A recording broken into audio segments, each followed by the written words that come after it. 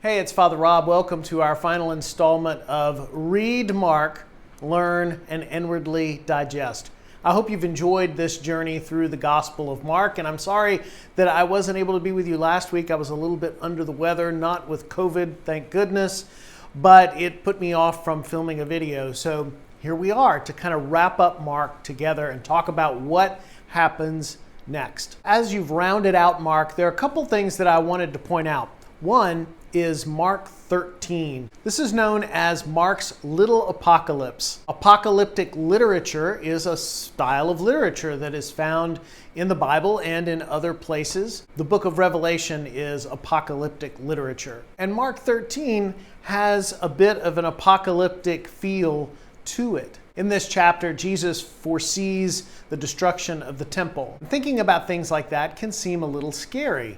But honestly, this kind of literature is meant to comfort and encourage. People who heard this in the first century around the time of the year 70, when the temple was in fact destroyed, for instance, when they heard Mark's gospel, they would have said, Jesus knew this was going to happen. And this kind of literature shows that God is involved even when it seems like the world around us is collapsing. That's why I've said in multiple circumstances over the last year that apocalyptic literature is actually exactly the kind of literature we need in a time like 2020 when things seem like they're falling apart. It's assurance that God is with us and that God can take even terrible circumstances and work them for good. Another little detail of Mark I'd like to point out is at the end of chapter 14, verses 51 and 52. I'll read this to you. One young man, a disciple, was wearing nothing but a linen cloth. They grabbed him, but he left the linen cloth behind and ran away naked. It's a very strange detail, and it only appears in the Gospel of Mark. Maybe this young disciple who was present in the Garden of Gethsemane with Jesus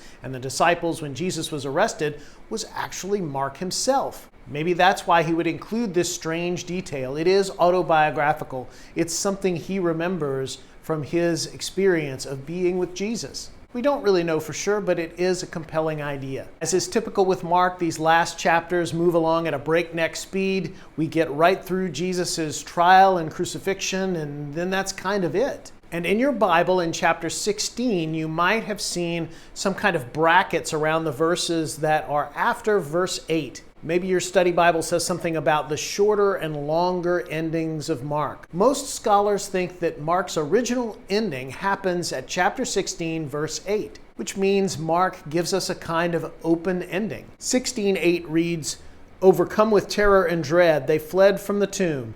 They said nothing to anyone because they were afraid." Could it be that Mark wanted to leave us with an open ending for reflection? Many scholars believe so. Others think that there was a longer ending that was somehow lost along the way. But almost everyone agrees that 16:9 and forward was added later. Whatever the case, this longer ending also includes some strange verses. "These signs will be associated with those who believe. They will throw out demons in my name. They will speak in new languages. They will pick up snakes with their hands. If they drink anything poisonous, it will not hurt them." Maybe you've read or seen something about snake handling churches before. This is where their theology comes from, this longer ending of Mark, which may not really be part of the original gospel to begin with. I'll commend to you a really fascinating book called Salvation on Sand Mountain by Dennis Covington. It's about the snake handling churches and culture of southern Appalachia. Really interesting book and a great read. So you did it. You made it through the Gospel of Mark. Or maybe you didn't. Maybe your practice fell apart a little bit there at the end. I know mine did because I was sick and Mardi Gras happened, so I had to kind of catch up to read the end. My son wasn't in school, so we didn't do our normal breakfast time reading. If your practice falls apart for a brief period of time, it's okay. If you miss a day here and there, it's okay. You can catch up. If you find you start a Christian practice or Christian discipline and it falls apart a little bit from time to time, don't beat yourself up about it. Give yourself a little bit of grace